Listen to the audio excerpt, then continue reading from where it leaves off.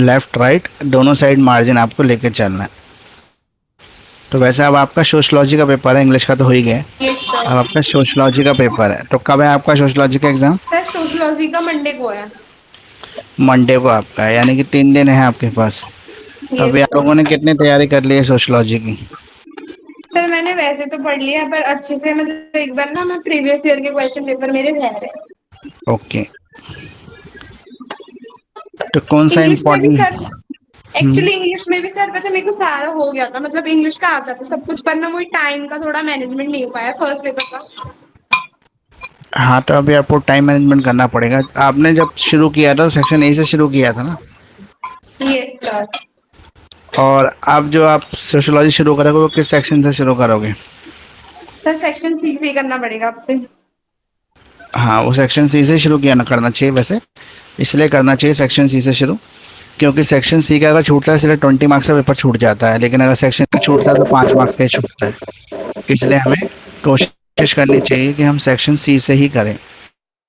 पहले section C करें, फिर सेक्शन बी सर करें और फिर सेक्शन ए सेक्शन ए में, करें। सर सेक्शन ए में कुछ क्वेश्चन गलत हुए तो कुछ ऐसा तो नहीं है कि नंबर ज्यादा ही काटेंगे? नहीं नहीं, जितने का क्वेश्चन उतने नंबर काटेंगे, ज़्यादा कैसे काट।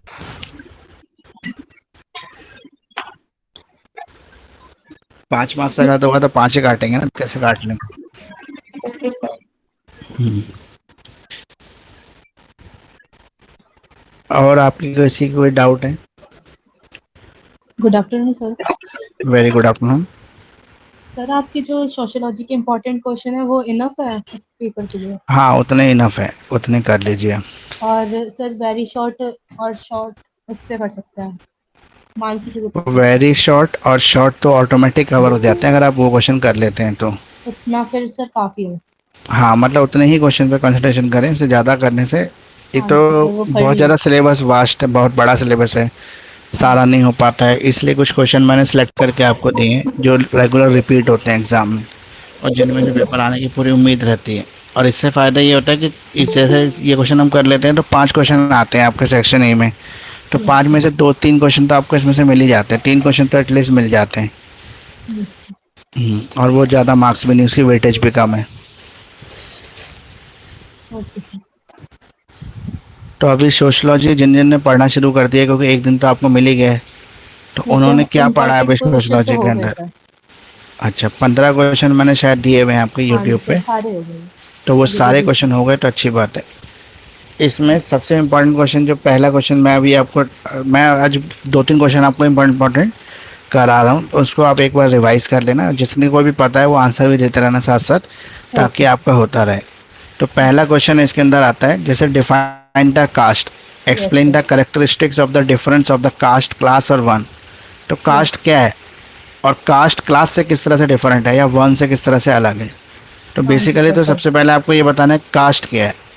तो व्हाट इज कास्ट, या डिफाइन द कास्ट, कैसे डिफाइन करेंगे इसको, क्या सर फिर डेफिनेशन है मतलब कास्ट की? हेडिंग सर इंट्रोडक्शन डालेंगे फिर कास्ट को डिफाइन करेंगे? तो क्या लिखेंगे कास्ट के अंदर हम?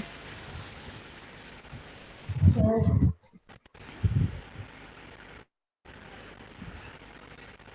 और कोई बता सकता है caste, what is caste? Exact definition नहीं बता सकते तो कोई नहीं, नियरेस्ट जो भी है आपको पता है यस सर। बताइए। सर कास्ट के बारे में, हाँ हाँ, व्हाट इज कास्ट या define the caste. Sir caste basically 4 types के होते हैं। हम्म। ब्राह्मण, क्षत्रिय, सर वैश्य, शूद्र। और ये सर कास्ट मतलब होता है division of society based on hmm. Caste जो, हेरिडिटी। हाँ, कास्ट है division of society on the basis of hierarchy. अब कैसे बेसिस, कैसे मतलब कैसे डिफाइन करेंगे हम इसको? बेस्ड ऑन यहाँ, difference wealth, hmm, rank of privilege कह सकते हैं सर, हाँ, प्रोफेशन देखो, कह सकते हैं। इसमें आप ये लिखना, hierarchical division of the people into the distinct social group based on the factor such age occupation, birth और सोशल स्टेटस। ये 3 बेसिस हैं जिसके आधार पर कास्ट को जो है डिस्क्रिमिनेट किया जाता है या बांटा जाता है।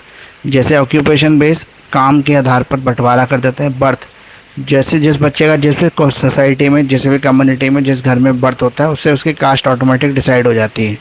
सोशल स्टेटस, बर्थ के हिसाब से, कास्ट के हिसाब से उसका सोशल स्टेटस बनता है। जैसे 4 प्रकार के कास्ट है हमारे, 4 वर्ण हैं।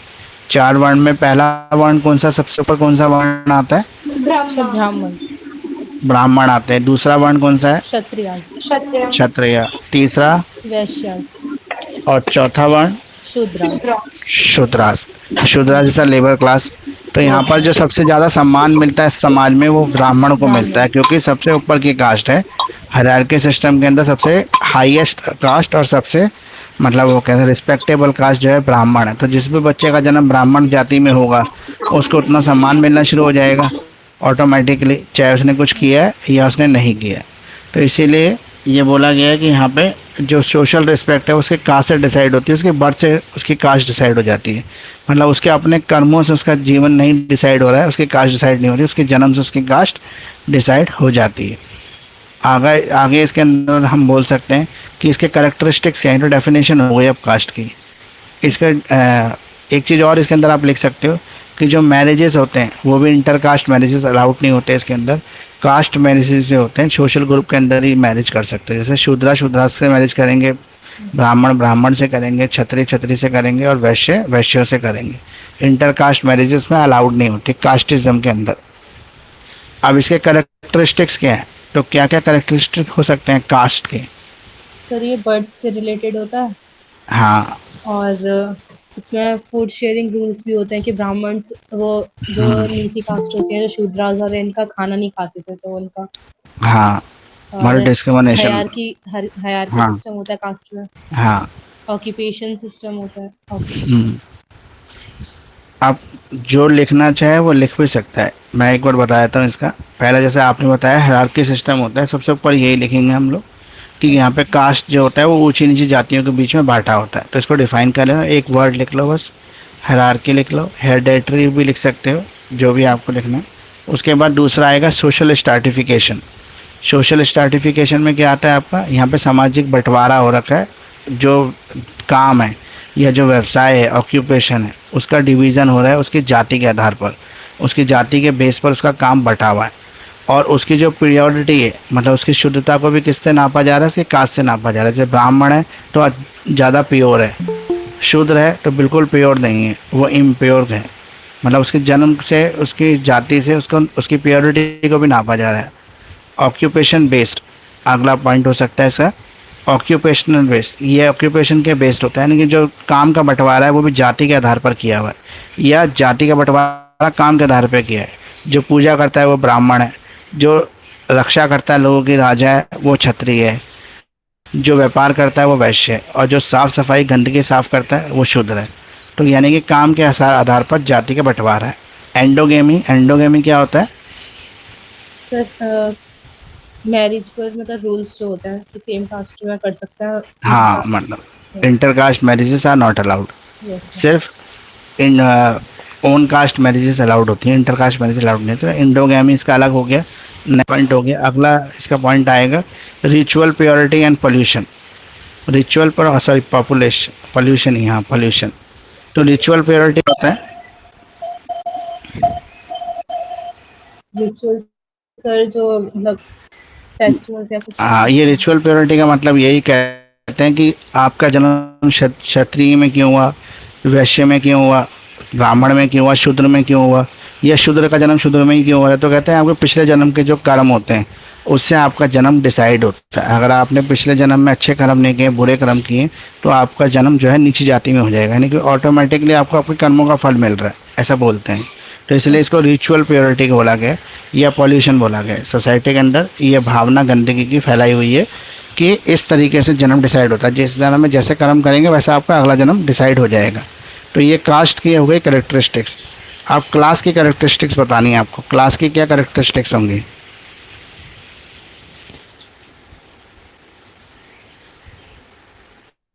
जो भी आपको पता है किसी को भी। क्लास में सर ये बर्थ से रिलेटेड नहीं होता, ये हम्म। ऑक्यूपेशन से रिलेटेड होता है।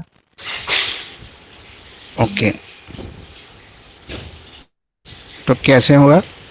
सर जैसे हम कोई भी काम करते हैं, हमारे एजुकेशन में अगर जैसे जीवन हम्म, बताइए।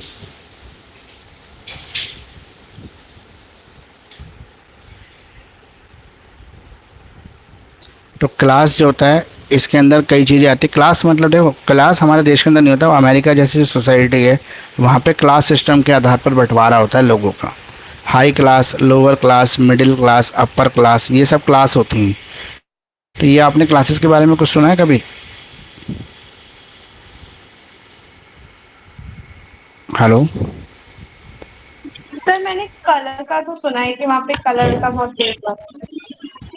क्लास का होता है ना, बहुत सारी कंट्रीज है, जैसे अमेरिका है, ऑस्ट्रेलिया है, यूरोप है, कनाडा है, वहाँ पे क्लास बेस्ड डिस्क्रिमिनेशन होता है। नीची जाति ऊंची जाति नहीं होता, वहाँ पे होता है गरीब और अमीर का डिफरेंशिएशन। जैसे for example middle class upper class के बीच में कितना बड़ा गैप है। वो गैप क्यों है? क्योंकि उसके पास पैसा ज़्यादा, उसके पास पैसा कम है। तो इसमें पहला पॉइंट आ सकता है आपका इकोनॉमिक स्ट्रैटिफिकेशन। इकोनॉमिक स्ट्रैटिफिकेशन का मतलब है पैसा, वेल्थ।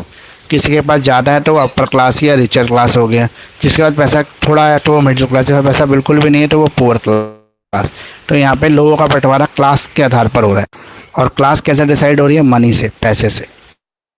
अगला है सोशल मोबिलिटी। सोशल मोबिलिटी का मतलब क्या है कि जिस कम्युनिटी को, जिस क्लास को, सॉरी कम्युनिटी नहीं, जिस क्लास को आप बिलोंग कर रहे हैं उसी क्लास के हिसाब से आप अपने काम कर सकते हैं। फॉर एग्जांपल अगर बात करें हम बिजनेस करने की, तो सिर्फ रिचर क्लास जो है वही बिजनेस कर सकती है। मिडिल क्लास या लोअर मिडिल क्लास या पुअर क्लास बिजनेस नहीं कर सकती, क्योंकि उनके पास पैसा नहीं है, इस वजह से।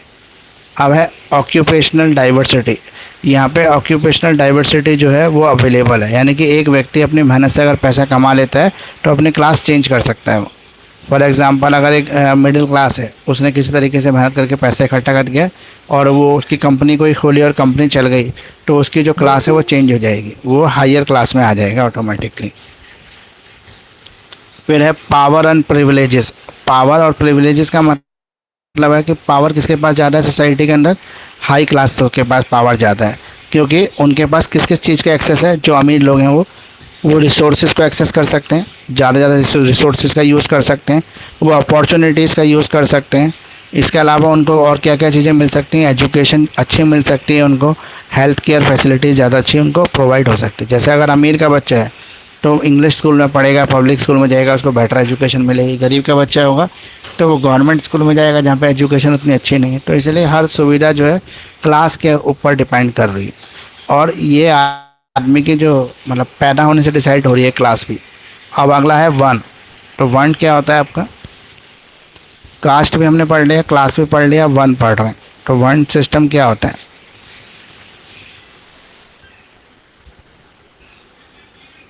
सर जो हमें अपने फादर से मिलता है। वन का सिस्टम है जो हमें अपने वेद शास्त्रों से मिला है। पर्टिकुलरली ये हमने अपने वेदों से, अपने जो धार्मिक ग्रंथ हैं उनसे हमने सीखा है। उसे कहते हैं वन। वर्ण व्यवस्था उसे कहते हैं। यहाँ पे भी फोर फोल्ड डिवीज़न है, 4 वर्ण है, वही सेम है जो हमने कास्ट में पढ़ा है। ब्राह्मण, क्षत्रिय, वैश्य, शूद्र। जो ब्राह्मण है वो पुजारी हैं या स्कॉलर्स हैं, जो क्षत्रिय हैं वो वॉरियर्स हैं या रूलर्स हैं, या तो वो लड़ाके हैं वो राजा हैं। वैश्य जो हैं वो मर्चेंट हैं या फार्मर्स हैं, और जो शूद्र हैं वो लेबर क्लास है या सर्वेंट क्लास है। तो each one is associated with the specific duties and responsibility. तो हर वन की अपनी एक ड्यूटी, अपनी एक रिस्पॉन्सिबिलिटी है। धर्म, धर्म और ऑक्यूपेशन, धर्म को भी हमने क्या किया? वन के हिसाब से डिवाइड कर रखा है। फॉर एग्जांपल जो ब्राह्मण है वो पूजा कर सकता है, लेकिन एक शूद्र जो है उसको मंदिर के अंदर जाने का भी अधिकार नहीं है, वो मंदिर के अंदर एंटर भी नहीं कर सकता। अब है आपका स्पिरिचुअल एंड फिलोसफिकल। स्पिरिचुअल और फिलोसफिकल का मतलब क्या है? अगर हम बात करें कि कोई शूद्र है, वो धार्मिक ग्रंथों को पढ़ना चाहता है तो उसको अलाउड नहीं, वो पढ़ नहीं सकता, उसको सिर्फ धर्म ग्रंथ पढ़ने का अधिकार। बोलिए। अब तो इंडिया में भी क्लास के हिसाब से वो हो गया है डिवाइड। हाँ नहीं हो गया, लेकिन अभी हम जो पढ़ रहे हैं अपनी हिस्ट्री पढ़ रहे हैं ना, सोशलॉजी की, ये तो हम इसको इसी तरीके से पढ़ेंगे जो एग्ज़ाम में हमें लिखना है। अब तो बहुत सारी चीज़ें चेंज हो गई, अब तो कास्ट डिस्क्रिमिनेशन में नहीं बचा, अब तो शूद्र वगैरह कोई होते ही नहीं है। अब तो ऐसा कोई सिस्टम हमें दिखता ही नहीं है। पहले तो ये होता था कि शूद्रों को पब्लिक प्लेस पे जाना अलाउड नहीं होता था, जिस रोड से बाकी लोग जाते थे। अभी भी विलेज में थोड़ा होता है कि नहीं ऐसे करते हाँ, हैं। शूद्रों के साथ तो ऐसा भी होता था कि जो मेन रोड्स होती थी उस पे सारे लोग जा सकते थे, सिर्फ शूद्र नहीं जा सकते थे, उनको कच्चे उनके लिए रास्तों अलग से, जगह बनती थी। हाँ कच्चे रास्तों से जाना पड़ता था। खेतों में से होके, जंगलों में से होकर जाना पड़ता था, मेन रोड का वो यूज़ नहीं कर सकते थे। इसके अलावा जो शूद्र होते थे वो पब्लिक प्लेसेस पे बैठकर कुछ खा पी नहीं सकते थे, उनके लिए अलग व्यवस्था होती थी, कुएं का सर मैं पानी ये नहीं ले बोल सकते रही थे। थी कि सर मैं ये बोल रही थी इंग्लिश का पेपर जब मेरा थोड़ा खराब गया है तो मैं सोशलॉजी में अच्छे से लिखूं, तो फिर ऐसा तो नहीं कि मतलब सोशलॉजी का फर्क पड़ेगा ना कि अच्छे से लिखूंगी बिल्कुल, तो बैक तो वगैरह का। सोशलॉजी के अच्छे मार्क्स मिलेंगे आपको। अच्छा, ओवरऑल से कुछ नहीं होता। ओवरऑल से टोटल बनता है तभी पास हो गए ना। मान लो टोटल नहीं बना 225, सब में 40-40 आए तो पास नहीं हो गए, दो में बैक लग जाएगी। और सर मैं ये कह रही थी जैसे कि बैक दो में ही आती है या एक में भी आती है? एक में भी आती। सर मैं ये बोल रही थी जैसे कि पीछे के जो नंबर है वो मतलब पीछे के नंबर जुड़ जुड़ के फिर एडवोकेट बनता है ना, ऐसा भी होता है ना? पीछे के नंबर जोड़ जोड़ के मतलब? जैसे कि नंबर होते हैं हमें हर ईयर्स में जो मिलती है परसेंटेज, वो कितनी रहनी चाहिए फिर जुड़ती है ना, प्लस होती है एक साथ। वो जुडिशरी के लिए 60%, कुछ स्टेट के अंदर है, बाकी स्टेट के अंदर पासिंग मार्क्स भी हैं। नहीं, एडवोकेट बनने के लिए भी तो चाहिए सर होती है परसेंटेज। एडवोकेट के लिए सिर्फ पासिंग मार्क्स चाहिए आपको। हर ईयर पासिंग मार्क्स बस। हाँ। सर वर्क और ओके। लेजर में डिफरेंस क्या है? वर्क मतलब काम करना, जो हम काम करते हैं। लेजर मतलब हमारा खालीपन, जो हमें कोई काम नहीं है। तो मैं पहले ये वाला कंप्लीट कर लेते ओके हैं, सर। स्पिरिचुअल और फिलोसफिकल हो गया। इसके अलावा हमारा डिफरेंस हमें लिखना है कास्ट और क्लास के बीच में, तो हम इजीली आप लिख देंगे। हमारे पास कई पॉइंट आ गए अब कास्ट और ओके। क्लास के बीच में डिफरेंस लिखने के लिए। तो यहाँ पर हमारा कास्ट सबसे पहले आ रहा है। तो प्राइमरी जो कास्ट होता है वो बर्थ बेस है, इंडिविजुअल है, इनहेरिटेड है, ये हमने ऑलरेडी ऊपर पढ़ लिया है। और ये पेरेंट्स है उसके चिल्ड्रंस को मिलता है जो कास्ट है। और जो क्लास है वो सोशो इकोनॉमिक फैक्टर है, ये भी बाय बर्थ मिलता है, लेकिन इसको चेंज कर सकता है एक व्यक्ति अपनी मेहनत से, अगर चाहे तो उसको बदल सकता है अपनी क्लास को। लेकिन कास्ट में बदलने का कोई तरीका होता ही नहीं। कास्ट चेंज नहीं होती, वो हार्ड रहती है, फिक्स रहती है। लेकिन जो ये क्लास है उसको चेंज आप कर सकते हैं।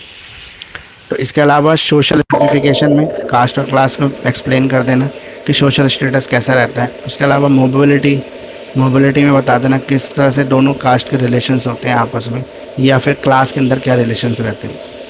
ऑक्यूपेशनल डाइवर्सिटी, सोशल आइडेंटिटी, ये सब मिलकर आपका डिफ्रेंसिएशन बन जाएगा। एक क्वेश्चन और एग्जाम के पॉइंट ऑफ व्यू से इंपॉर्टेंट है कि right the problems of schedule caste and schedule tribe. जो शेड्यूल कास्ट है और जो शेड्यूल ट्राइब है, उन इंडिया में क्या प्रॉब्लम्स हैं।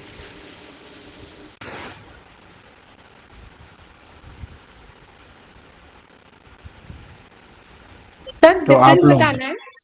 हाँ मतलब प्रॉब्लम्स बतानी है, इसका डिफरेंस नहीं बताना। इनकी प्रॉब्लम्स बतानी है आपको, इनकी समस्याएं क्या क्या है, शेड्यूल कास्ट और शेड्यूल ट्राइब की। शेड्यूल ट्राइब आदिवासी लोग होते हैं जो जंगलों में रहते हैं, और शेड्यूल कास्ट जो रिजर्व कास्ट है, जिनको रिजर्वेशन मिला हुआ है, जो शूद्र होते हैं, वो होते हैं sir schedule schedule caste. Tribe को भी तो वैसे रिजर्वेशन मिल रहा है। हाँ मिला हुआ है, लेकिन वो शूद्र नहीं है, वो आदिवासी। और जो शूद्र कम्युनिटी है वो शेड्यूल कास्ट है। इन्हें पिछड़ी जाति कहते हैं शेड्यूल ट्राइब्स को ना। हाँ, ये जंगलों में रहने वाले आदिवासी लोग हैं जो समाज से कटे हुए थे बहुत सालों तक। अब इनके प्रॉब्लम के बारे में अगर आपको नहीं पता तो मैं धीरे धीरे बता देता हूँ आपको।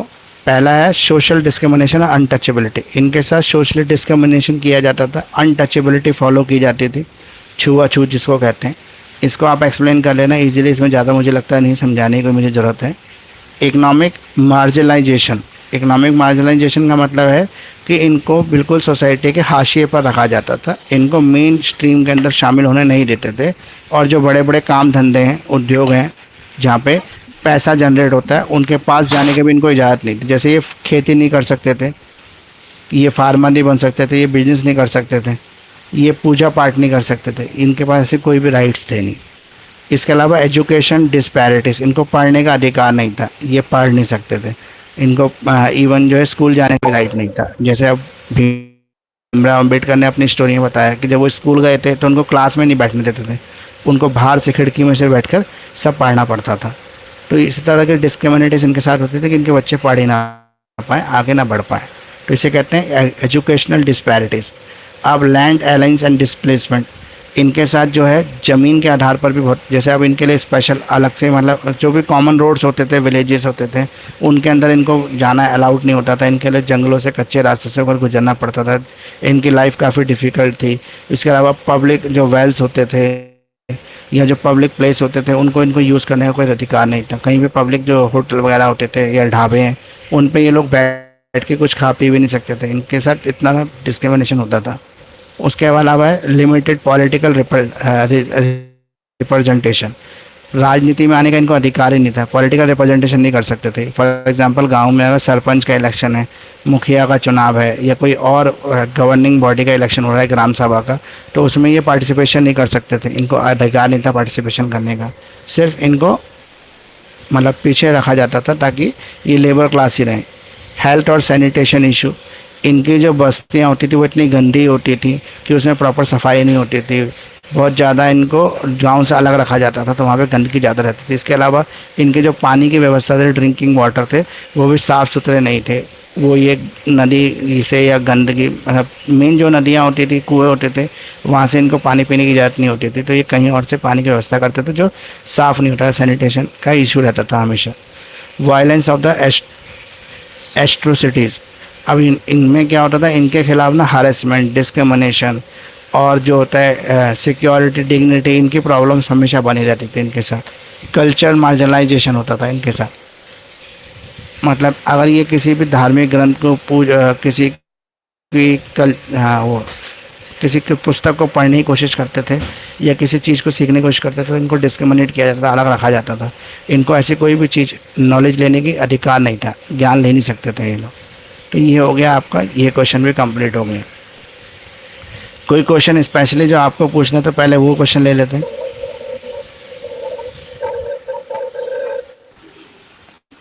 एक क्वेश्चन एग्जाम में काफ़ी रिपीट होता है, लेजिटिमेसी। तो लेजिटिमेसी क्या होता है?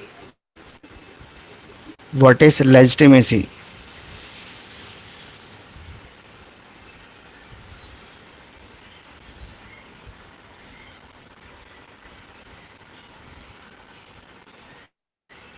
Yes sir. क्या चीज़ बोलिए, क्या होता है लेजिटिमेसी?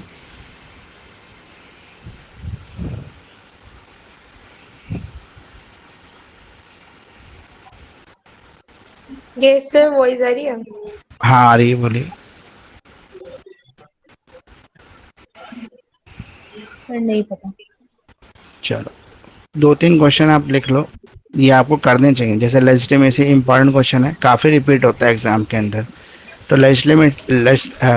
लेजिटिमेसी का मतलब है एक्सेप्टेंस करना, स्वीकार करना, जस्टिफिकेशन करना और रिकॉग्नाइजेशन करना ऑफ एन अथॉरिटी, किसी अथॉरिटी को, इंस्टीट्यूशन को, सिस्टम ऑफ गवर्नेंस को, बाय द इंडिविजुअल और द ग्रुप। अब जब हम कहते हैं कि हम दिल्ली में रहते हैं, तो हमने दिल्ली की सरकार जो है उसके गवर्नेंस को स्वीकार कर रखा है कि वो हमारे ऊपर गवर्नेंस करे, हमारे ऊपर शासन चलाए। तो इस तरह से जब हम किसी के शासन को स्वीकार कर लेते हैं, एक्सेप्ट कर लेते हैं, जस्टिफाई कर देते हैं, तो वो हमारा लेजिटिमेसी, मतलब वो लेजिटिमेसी कहलाती है फिर। तो वो अथॉरिटी है या सिस्टम है जो लेजिटिमेट करता है, यानी कि जो शासन चलाता है, जो शासन व्यवस्था को देखता है। तो लेजिटिमेसी है, क्रूशियल रोल प्ले करती है मॉरल और पॉलिटिकल फाउंडेशन में सोसाइटी की, और एक एसेंशियल है maintaining the social order, consent of the govern. अब लेजिटिमेसी आप एक बार जरूर पढ़ लेना, ये एग्जाम के पॉइंट ऑफ व्यू से काफ़ी इंपॉर्टेंट है, और काफ़ी बार इसका क्वेश्चन आपने देखा भी होगा, तो लगातार रिपीट होता रहता है एग्जाम के ओके अंदर। सर। तो लेजिटिमेसी एक बार जरूर पढ़ लेना। इसके अलावा इंडियन सोसाइटी का लॉ से कैसा रिलेशन है, ये relationship of Indian society and the law. Law कैसे इंडियन सोसाइटी में आया, किस तरह से लॉ का रिलेशन, और आज प्रेजेंट में किस तरह से लॉ जो है इंडियन सोसाइटी के अंदर क्या रिलेशन, मतलब लॉ का है, कानून व्यवस्था का और भारतीय समाज का क्या रिश्ता है आपस में। ये आपको जरूर कर लेना चाहिए क्वेश्चन, ये भी बार बार जो है बीच बीच में एग्जाम में रिपीट होता रहता है।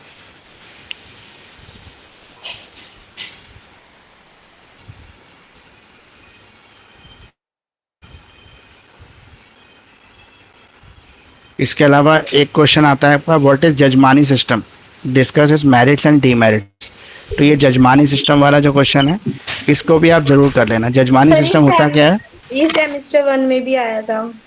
हाँ, ये जजमानी सर सिस्टम क्या होता ये है? थोड़ा सोशियोलॉजी सेम ही है। हाँ, कुछ कुछ चीज़ें सेम है, सब कुछ नहीं है। तो क्या होता है जजमानी system?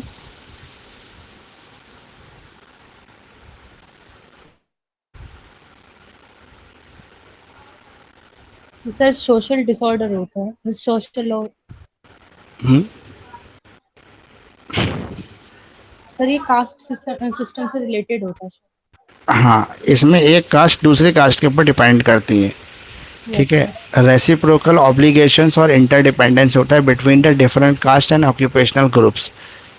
It will provide a comparative analysis of the jajmani system.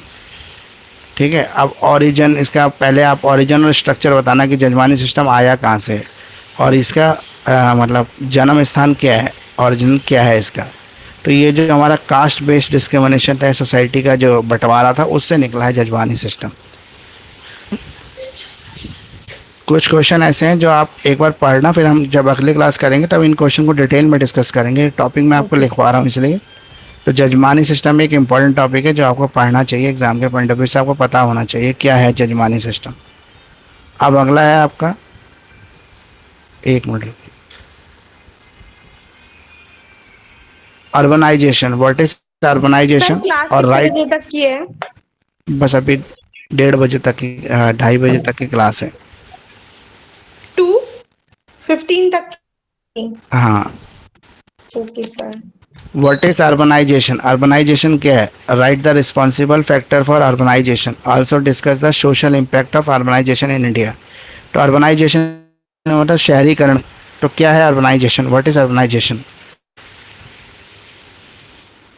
Sir urbanization होता है। सर अर्बनाइजेशन एक ऐसी चीज होती है जिससे कि सिटीज ग्रो करती हैं। शहरीकरण, और यस सर, जो कि अर्बनाइजेशन। लोग हाँ गांव से शहर की तरफ आते हैं अपने हाँ। काम के लिए।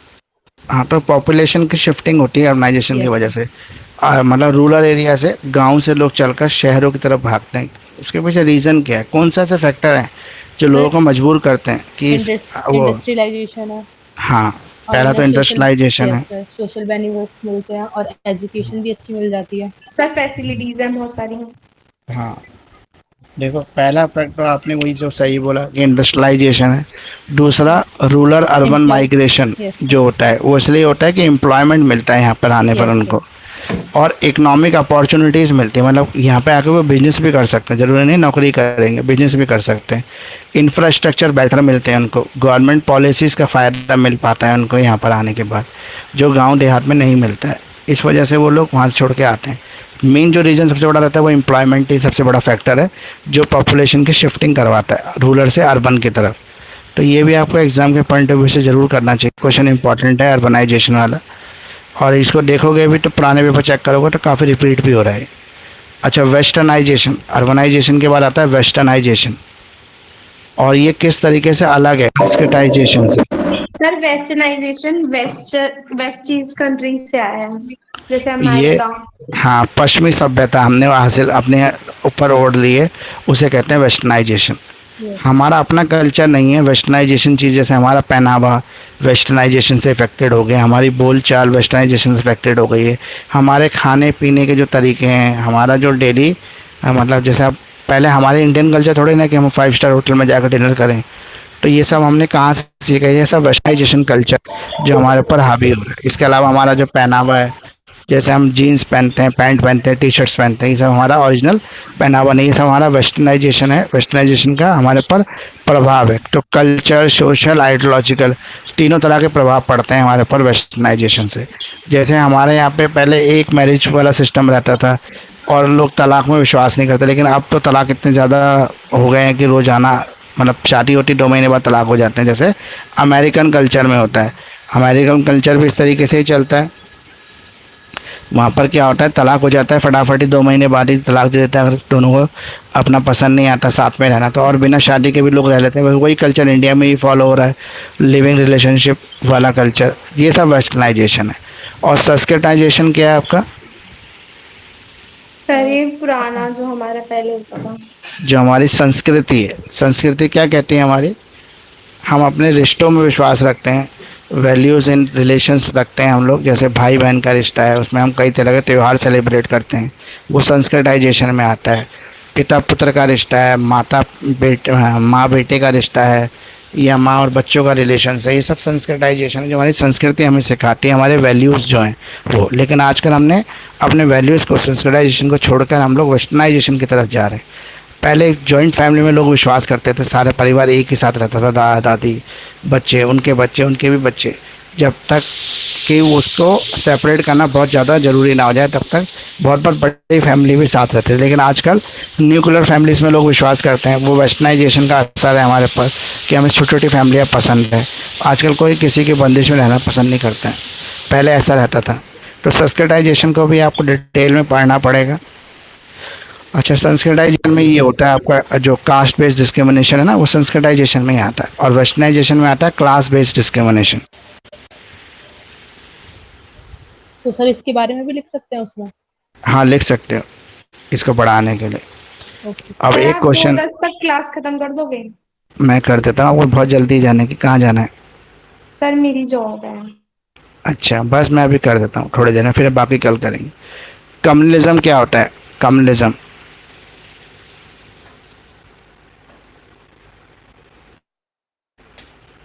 कम्युनलिज्म बताइए। धर्म के नाम पर दंगे होते हैं ना, धार्मिक दंगे। दिल्ली में हुए थे दिल्ली दंगे, हिंदू मुस्लिम लोग आपस में लड़ रहे थे, उसके पीछे रीज़न क्या था?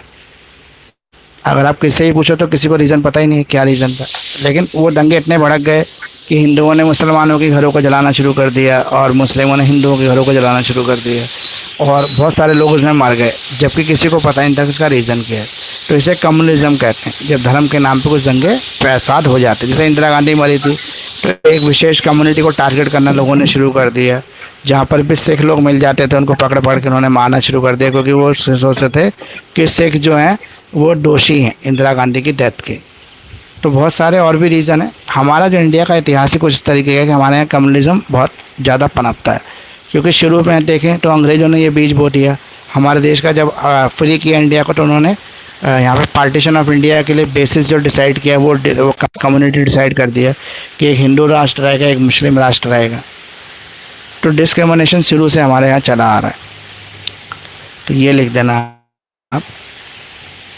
अब 2-3 क्वेश्चन जो मैंने कल के लिए आपको बताए उनको आप पढ़ के रखना, ताकि हम कल उसको कर पाएँ। अब है रियलिज्म।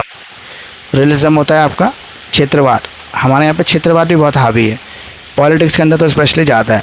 जैसे समाजवादी पार्टी खाली यूपी में चलेगी, दिल्ली के अंदर आम आदमी पार्टी चलेगी, तमिलनाडु में चले जाओ तो डीएमके एआईडीएमके चाहिए। तो ये सब क्षेत्र को पनपा रही है ना, क्षेत्रवाद की पॉलिटिक्स को पनपाती हैं। उससे क्या होता है, हमारा राष्ट्रवाद कमज़ोर होता है। देश में अगर एक ही पार्टी सब जगह रहेगी तो वो पूरे देश की बात करेगी, नहीं तो छोटी छोटी पार्टी आके अपने क्षेत्र की मांग करना शुरू कर देंगी, जिससे देश की जो मांग है वो कहीं ना कहीं पीछे छूट जाएगी। तो वो ज़रूरी है, क्षेत्रवाद के साथ साथ हमारा ये भी होना चाहिए, राष्ट्रवाद भी पनपना चाहिए। और कास्टिज्म, जातिवाद, ये तीन आपको करना है, कम्युनलिज्म, रियलिज्म और जातिवाद यानी कि कास्टिज्म। ये तीनों इंपॉर्टेंट है एग्जाम के पॉइंट ऑफ व्यू से। जातिवाद तो ऑलरेडी हमने डिस्कस कर ही लिया है। तो जितने मैंने आप क्वेश्चन बताए हैं वो हम अगले क्लास में इसको थोड़ा सा डिस्कस कर लेंगे।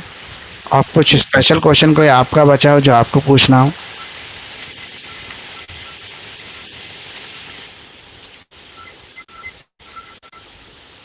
नो। तो ठीक है, फिर बाकी हम अगले क्लास में करेंगे।